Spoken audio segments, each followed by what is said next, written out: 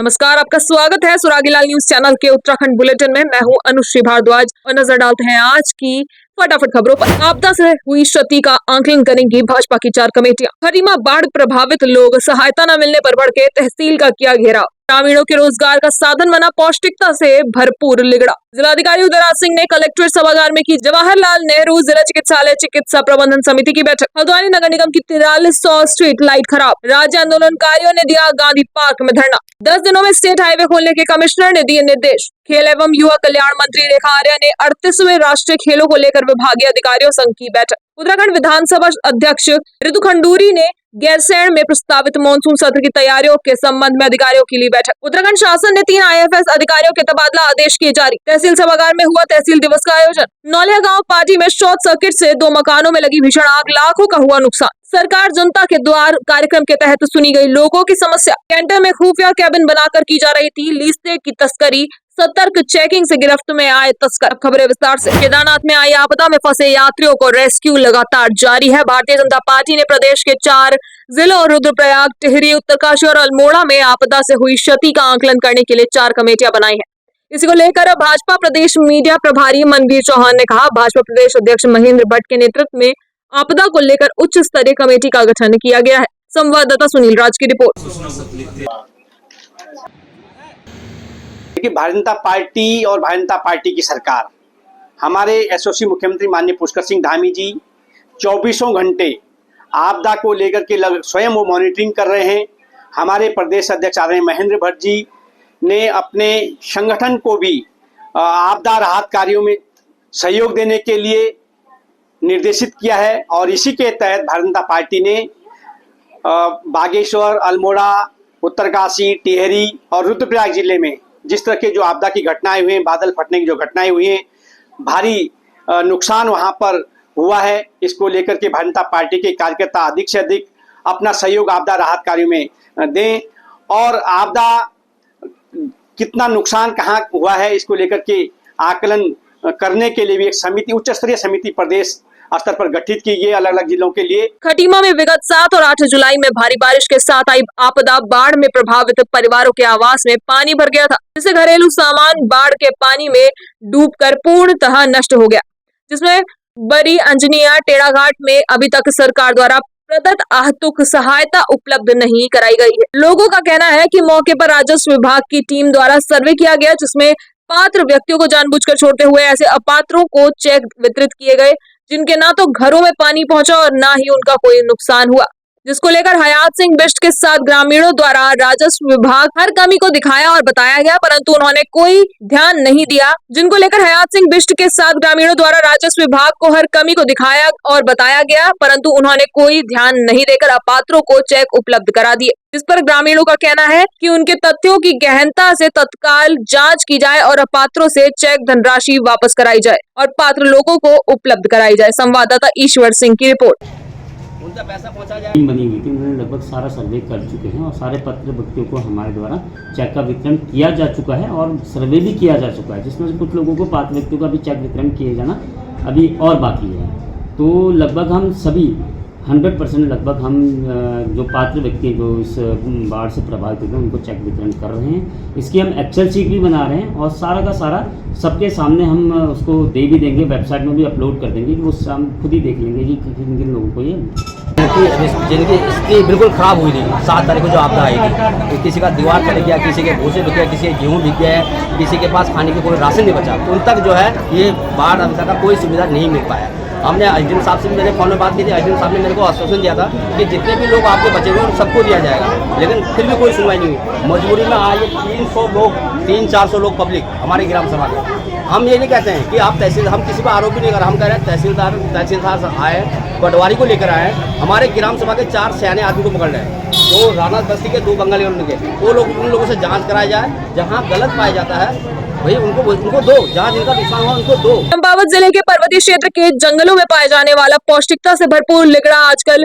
ग्रामीणों के रोजगार का माध्यम बना हुआ है। बड़ी संख्या में ग्रामीण जंगलों से लिगड़ा तोड़कर लोहाघाट व चंपावत के बाजारों में बेचने ला रहे हैं और ग्राहकों के द्वारा भी इसे हाथों हाथ लिया जा रहा है। संवाददाता लक्ष्मण बिष्ट की रिपोर्ट। ये बिरकुल के जंगलों से मतलब आप 20 रुपए की गड्डी बेच रहे हैं, कहीं 50 की 3 भी दे रहे हैं। तो अभी रोजगार है ही फिर अब मतलब कि कर रहे हैं इस समय? अब अपने यहाँ से तो मैं ही हूँ, यहाँ बाजार में लिंगड़े ही लिंगड़े दिख रहे हैं। अल्लाह, अब रोजगार तो हुआ ही फिर। मतलब एक रोज को अब एक दिन में क्या, कल तोड़ा, कल दिन भर तोड़ा 2-3 आदमियों ने।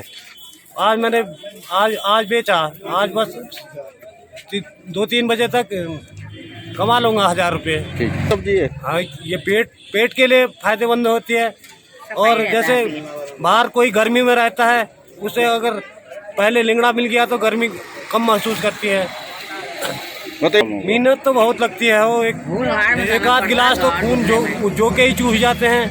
जिलाधिकारी उदयराज सिंह ने कलेक्ट्रेट सभागार में जवाहरलाल नेहरू जिला चिकित्सालय चिकित्सा प्रबंधन समिति की बैठक की, जिसमें चिकित्सा प्रबंधन समिति द्वारा जिला चिकित्सालय के लिए 18 प्रस्ताव अनुमोदित कर मुख्य कोषाधिकारी से परीक्षण एवं अपर जिलाधिकारी से स्वीकृत कराते हुए खरीद वित्तीय मानकों के अनुसार करने के निर्देश दिए, ताकि वित्तीय अनियमितताएं न हो सके। संवाददाता दुर्गेश तिवारी की रिपोर्ट। आज जवाहरलाल नेहरू जिला चिकित्सालय रुद्रपुर के जिला की जो प्रबंध कार्यकारिणी है, उसकी एक बैठक आयोजित की गई। समय समय पर ऐसी बैठकें होती रहती हैं और उन बैठकों में तमाम चीज़ें जो शुल्क आदि से पैसा आता है, उसी से तमाम व्यवस्थाओं को करने के लिए और कोई आवश्यक चीज़ें हैं शासन से मांग के लिए, तो सारे बिंदुओं पर बैठक की जाती है, जिससे कि चिकित्सा जो व्यवस्था है वो सुदृढ़ बनी रहे और अगर कहीं कोई कमी है तो उनके लिए निराकरण के क्या उपाय किए जाएं, उस पर भी बैठक होती है। 18 प्रस्ताव थे तमाम चीज़ों में, चिकित्सा उपकरण को लेने के लिए, कार्मिकों की से संबंधित प्रस्ताव थे। इसके अलावा कुछ आवंटन दुकानों के थे, उनके जो भी प्रस्ताव थे, वो सारे प्रस्तावों पर लगभग प्रस्ताव ठीक थे और प्रबंध कार्यकारिणी ने सारे प्रस्तावों को स्वीकृत कर दिया है। ये ज़रूर कहा है कि जो भी परचेजिंग वाली चीज़ें हैं बड़े अमाउंट की, वो प्रस्ताव बनाएंगे, सीटीओ उसको एग्जामिन करेंगे, मुख्य कोषाधिकारी, और एडीएम प्रशासन जो है वो उसको सैंक्शन करेंगे, जिससे कोई अनियमितता और कोई ऐसे आरोप न लगे कि चीज़ों में गलती हुई है, ये तय किया गया है। कुमाऊं के सबसे बड़े नगर निगम हल्द्वानी में स्ट्रीट लाइटों की हालत बेहद खराब है। नगर निगम द्वारा 60 वार्ड में कराए गए सर्वे में 4300 स्ट्रीट लाइट खराब पाई गई हैं। पिछले लंबे समय से वार्डन के जनप्रतिनिधि लगातार नगर निगम में प्रदर्शन कर स्ट्रीट लाइटों को ठीक करने की मांग कर रहे थे। इसके बाद नगर निगम द्वारा खराब स्ट्रीट लाइटों का सर्वे कराया गया। 35,000 स्ट्रीट लाइटों में से 4300 स्ट्रीट लाइटें पूरी तरह खराब पाई गई हैं। वहीं इस पर मुख्य नगर आयुक्त विशाल मिश्रा का कहना है कि सर्वे का कार्य पूरा हो गया है। अब 15 दिन के भीतर अभियान चलाकर इन खराब स्ट्रीट लाइटों को सुधारने का काम किया जाएगा। संवाददाता दीपक अधिकारी की रिपोर्ट।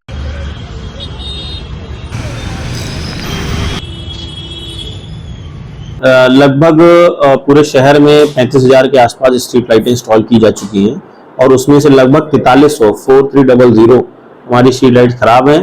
और अगले 15 दिन में, चूंकि ये सूची हमारे पास वार्ड वाइज है कि किस वार्ड में कितनी लाइटें खराब है, तो नेक्स्ट 15 डेज में एक मुहिम चला करके मिशन मोड में सभी लाइट्स को ठीक किया जाएगा। और इसके अलावा ये भी प्रयास किया जा रहा है कि आने वाले समय में इतनी भारी संख्या में स्ट्रीट लाइट दोबारा खराब न हो, उसके लिए क्या किया सकता है। चूंकि बरसात का सीजन है तो कई बार हाई वोल्टेज के कारण, अर्थिंग न मिलने के कारण, कार्बन आने के कारण, कई बार आंधी तूफान में तार टूट जाते हैं, तो कतिपय बहुत सारे कारण हैं जिसके कारण स्ट्रीट लाइटें खराब हो रही हैं।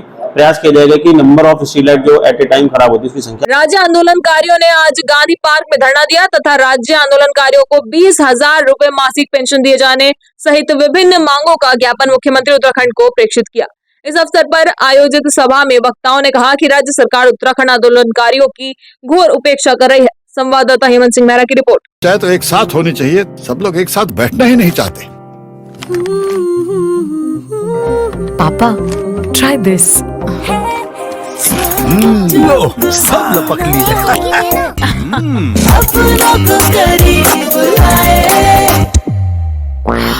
ये क्या हाल कर दिया है रूम का? बस कल से चाय कल से चाय मेरे रूम में।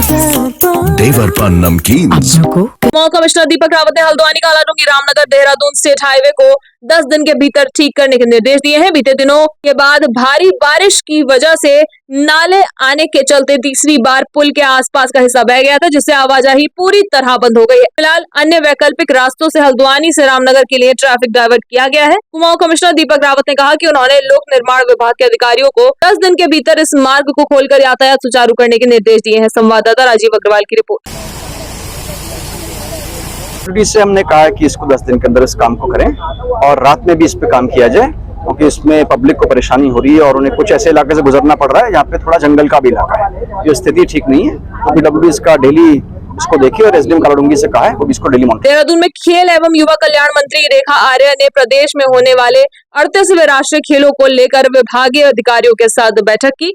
यमुना कॉलोनी के अपने आवास में बैठक के दौरान रेखा आर्य ने कहा कि राष्ट्रीय खेलों का आयोजन अक्टूबर-नवंबर के बीच होगा। उन्होंने अधिकारियों को इसके लिए समयबद्ध तैयारी करने के निर्देश दिए हैं। साथ ही खेल मंत्री ने गर्ल्स स्पोर्ट्स कॉलेज लोहाघाट की तैयारियों और स्पोर्ट्स यूनिवर्सिटी एक्ट बनाने के संदर्भ में भी निर्देश दिए। उन्होंने कहा कि एक्ट का प्रस्ताव जल्द कैबिनेट में रखा जाएगा, उसके बाद इससे संबंधित विधेयक विधानसभा के पटल पर रखा जाएगा। उन्होंने बताया कि स्पोर्ट्स यूनिवर्सिटी एक्ट लागू होने के बाद प्रदेश में स्पोर्ट्स यूनिवर्सिटी खोलने में काफी आसानी होगी। साथ ही उन्होंने उम्मीद जताई कि राष्ट्रीय खेलों के आयोजन के समय स्पोर्ट्स यूनिवर्सिटी का शिलान्यास प्रधानमंत्री नरेंद्र मोदी के हाथों कराया जाएगा। संवाददाता सुनील राज की रिपोर्ट।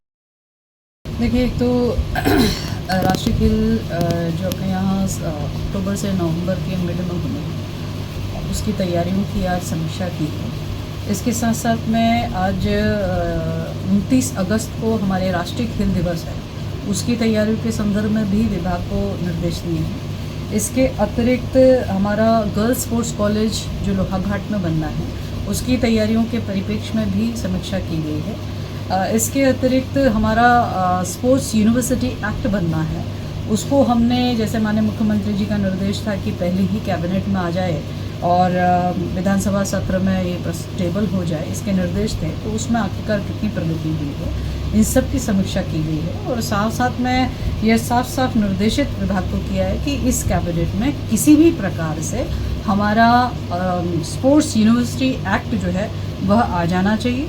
देहरादून में उत्तराखंड विधानसभा अध्यक्ष ऋतु खंडूरी ने गैरसैंण में 21 अगस्त से प्रस्तावित मॉनसून सत्र की तैयारियों के संबंध में अधिकारियों की बैठक ली। बैठक में उन्होंने सत्र के दौरान आपात स्थिति से निपटने के लिए भी अधिकारियों को तैयारी रखने के लिए कहा।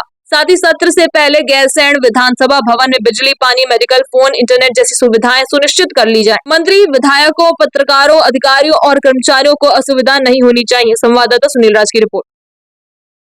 देखिए, सत्र को लेके पूरी तरह से तैयारी है हमारी, लेकिन मैंने आज अपने अफसरों के साथ जो विधानसभा सचिवालय है उनके साथ एक बैठक की है, ताकि जो भी हमारे जो सत्र है वो सही तरीके से चले, किसी को किसी तरह की समस्या ना हो और जनता के जो भी प्रश्न होते हैं, जो भी मुद्दे होते हैं, वो हमारे सदन में उठ सके और उनके जवाब मिल सकें। इस तरह से प्रयास रहेगा कि सभी को ठीक से सुविधा मिले और सत्र ठीक से चले। उत्तराखंड शासन ने 3 आईएफएस अधिकारियों के तबादले के आदेश जारी किए हैं।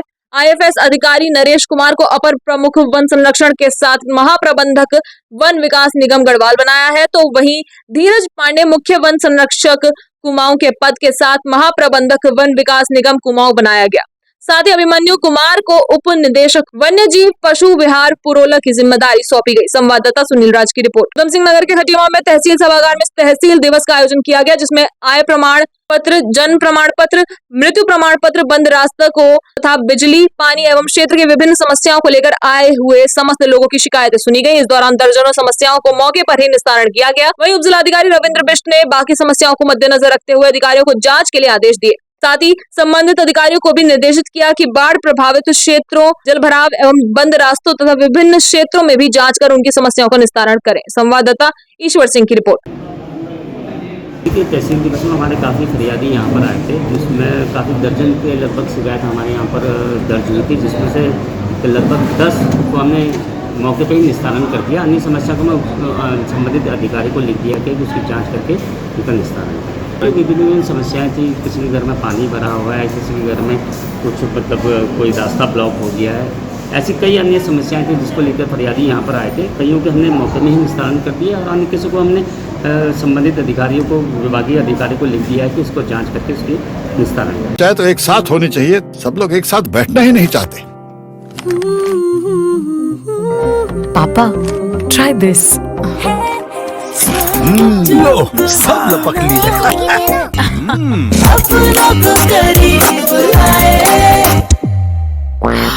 ये क्या हाल कर दिया है रूम का? बस कल से चाय? कल से चाय मेरे रूम में। देवर पान नमकीन।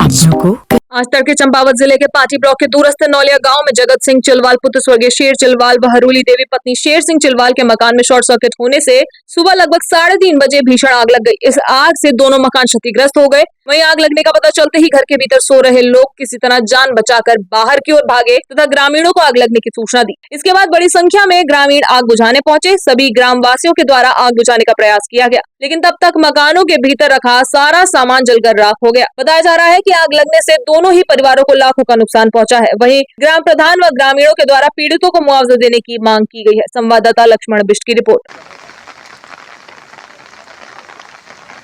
जनपद उधम सिंह नगर के जसपुर क्षेत्र में अपर जिलाधिकारी उधम सिंह नगर पंकज उपाध्याय जसपुर ने पहुंच तहसील परिसर के लिए भूमि का निरीक्षण किया, जिसके बाद अपर जिलाधिकारी उधम सिंह नगर पंकज उपाध्याय मनोरथपुर द्वितीय गांव पहुंचे और उनके नेतृत्व में सरकार जनता के द्वार कार्यक्रम के तहत क्षेत्र के लोगों की समस्याओं को सुना गया। इस कार्यक्रम में राजस्व विभाग, खाद्य विभाग, जल संस्थान, क्षेत्र पंचायत कार्यालय, पशुपालन विभाग, विद्युत विभाग के साथ अन्य विभागों के अधिकारी भी मौजूद रहे। वहीं कार्यक्रम में लोगों की समस्याओं का समाधान भी किया गया और जिन समस्याओं का समाधान मौके पर नहीं हो सका उसके निराकरण के लिए संबंधित विभाग के अधिकारी को निर्देश दिए गए। संवाददाता दीपक चौहान की रिपोर्ट। उधम सिंह नगर महोदय के आदेश पर मनोरथपुर गांव में मैंने विजिट रखा था। जो इस गांव से संबंधित विभागीय अधिकारी हैं वो भी यहाँ पर आए हैं, प्रधान जी हमारे साथ हैं, गांव के अन्य लोग भी हैं। और जो गांव की मूलभूत समस्याएं हैं, जैसे उसमें एक संपर्क मार्ग का है, शमशान घाट की जमीन कुछ खाली है, कुछ पे इंक्रोचमेंट बताया जा रहा है। और अभी एक मनोरथपुर प्रथम गाँव का एक विषय आया कि उन्होंने कुछ ज़मीन खरीदी है कुर्बानी स्थल के लिए। तो हमने कहा कि कुर्बानी स्थल बनाने के पहले अनापत्ति की जो कार्रवाई है वो कर ली है, ताकि भविष्य में किसी भी बात की संभावना ना रहे। इसके अलावा भी एक विषय भी आया था कि यहाँ जो पानी की सप्लाई दी जा रही है वो उसमें पानी गंदा है। मैंने पानी मंगा के भी देखा, फिर वो लोग संतुष्ट भी हुए कि उसमें सिल्ट अभी आ रही, क्योंकि नया नया पंपिंग है वो, और करीब 6 महीने से पानी सप्लाई हुई है। तो निश्चित तौर पे 6.5 महीने उसमें सिल्ट आनी जाती है। अभी जो पानी मेरे सामने लाया गया तो उसमें सिल्ट नहीं थी, तो ये बताया गया कभी ज़्यादा आ जाती है, कभी कम आ जाती है। तो एक ऐसी नेचुरल समस्या है जिसका समाधान अगले 2-4-6 महीनों के अंदर हो ही जाना है। संपर्क मार्ग का विषय थोड़ा गंभीर विषय दिखाई पड़ा, क्योंकि जो बच्चे आए थे हमसे मिलने उन्होंने बताया कि हमारी मोटर वैन गाँव में नहीं आ पाती है, तो हमें सड़क पर पैदल जाना पड़ता है। फिर एक विषय ये भी आया कि जंगली जानवर यहाँ पर उनका प्रकोप बढ़ रहा है, गुलदार भी देखे गए हैं। 1-2 बच्चों के ऊपर पूर्व में हमला करने की शिकायत भी प्राप्त हुई। तो इससे वन विभाग से ही बात की जाएगी कि वो पहले इसमें सर्च करें किन क्षेत्रों में फुटफॉल ज़्यादा हो रहा है, उनका उन क्षेत्रों में अगर आवश्यकता है तो पिंजड़े लगाने की कार्रवाई करें, उनको पकड़ करके घने जंगलों में छोड़ा जाए। तो ऐसे बहुत सारे जो समस्याएं ग्रामीण स्तर पर हो सकती हैं हमारे सामने आई हैं, और जिनका समाधान तत्काल किया जाना हो तत्काल भी कर रहे हैं। अभी हम कब्रिस्तान की ज़मीन खुद देखने जा रहे हैं और हमने तय किया है कि अगले 10 से 15 दिनों के अंदर हम सर्वे करा करके उसकी मार्किंग करा देंगे कहाँ तक है। प्रधान जी ने भी आश्वस्त किया है अपनी यहाँ की जनता को कि जैसे ज़मीन चिन्हित हो जाएगी, ज़मीन खाली करा दी जाएगी, तो वो तत्काल उसमें बाउंड्री वाला और टीन सेट बनाने का काम कर देंगे। तो मुझे लगता है कि यहाँ के प्रधान जो हैं वो मुझे जागरूक लगे हैं, क्योंकि विषयों को रखा भी है उन्होंने, समाधान भी उनके पास था, उन्होंने समस्याएँ बताई हैं, समाधान कहाँ से हो सकता है वो भी उन्होंने प्रस्तावित किया है। और ये राशन कार्ड के विषय भी आए हैं, जिसमें कुछ लोगों ने कहा कि वो गरीबी रेखा में आते हैं, उनका कार्ड नहीं बना है। तो इसमें मैं स्पष्ट करना चाहता हूँ कि गरीबी का जो कोटा है वो निर्धारित है। कुछ विषय ऐसे लाए गए हैं यद्यपि प्रमाणित रूप में नहीं लाए गए हैं, शिकायत पत्र के रूप में नहीं लाए हैं, नाम भी अभी नहीं दिया गया है, कि कुछ लोग कह रहे हैं कुछ अपात्रों को भी बीपीएल का लाभ मिल रहा है। तो मैंने रिक्वेस्ट करी है कि चाहे गोपनीय तरीके से चाहे खुले तौर पर वो नाम बता दें, और मैं अपने अधिकारियों से मैंने कहा है कि वो भी अपने स्तर से जाँच करा लेंगे। अपात्र भी ऐसे हैं, हो सकता है कभी पात्र रहे हों, आज अपात्र न हो, क्योंकि परिस्थितियाँ बदलती रहती हैं, आर्थिक परिस्थितियाँ बदलती हैं, नौकरी की परिस्थितियाँ बदलती हैं। तो ये विषय का भी हम गंभीरता से परीक्षण कराएंगे। यदि कोई अपात्र को लाभ मिल रहा होगा बीपीएल का तो उसको हम खत्म कराएंगे, और बाकी अभी हम स्थलीय निरीक्षण करेंगे तो उसमें जो भी विषय आएगा उसका समाधान करेंगे। हाँ, तहसील परिसर में एक आपके संज्ञान में होगा कि मंडी के पास निर्माणाधीन स्थल है, दूसरा आवास विकास परिषद की ज़मीन पर भी प्रस्तावित किया गया था, और एक सिडको की ज़मीन प्रस्तावित किया गया। मैंने तीनों देखा है, इसमें टेक्निकल विभाग के लोग भी थे, हमारे कलेक्ट्रेट के ओसी जो उस काम को देखते हैं वो भी हमारे साथ थे, एसडीएम साहब से। तो तीनों ज़मीनों को हमने दे रहे हैं, तीनों के प्लस और माइनस उसको हमने आइडेंटिफाई किया हुआ है। अपनी रिक्वायरमेंट को हम असेस करा रहे हैं। एसडीएम साहब अगले 3 दिनों के अंदर हमें अपना पूरा रिक्वायरमेंट देंगे कि एसडीएम कोर्ट, तहसील, हमारा सब रजिस्ट्रार कार्यालय, ट्रेजरी और हमारा जो खाद्य आपूर्ति है, उनको ध्यान में रखते हुए उनको कितने स्पेस की आवश्यकता है, कितनी बिल्डिंग की आवश्यकता है, कितना निर्मित क्षेत्र की आवश्यकता है, आवासीय भवनों के लिए कितनी ज़मीन की आवश्यकता है, इन सब का आकलन कराते हुए इन तीनों ज़मीनों के विषय में हम अपना मंतव्य जिलाधिकारी महोदय को प्रेषित करेंगे।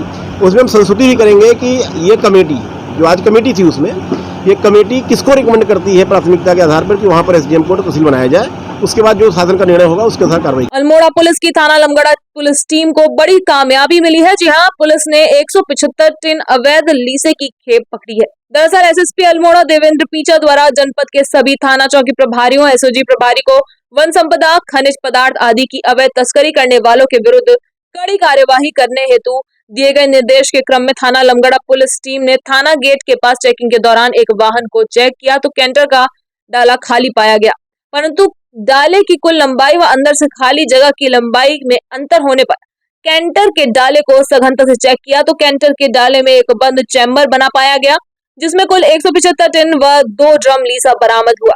अवैध रूप से लीसा ले जाने पर कैंटर चालक व परिचालक को भारतीय वन अधिनियम के अंतर्गत गिरफ्तार कर उनके विरुद्ध थाना लमगड़ा में मुकदमा पंजीकृत किया गया। संवाददाता हेमंत सिंह मेहरा की रिपोर्ट। आज के लिए बस इतना ही। उत्तराखंड से जुड़ी सभी खबरों को जानने के लिए जुड़े रहें सुरागीलाल न्यूज चैनल से। धन्यवाद।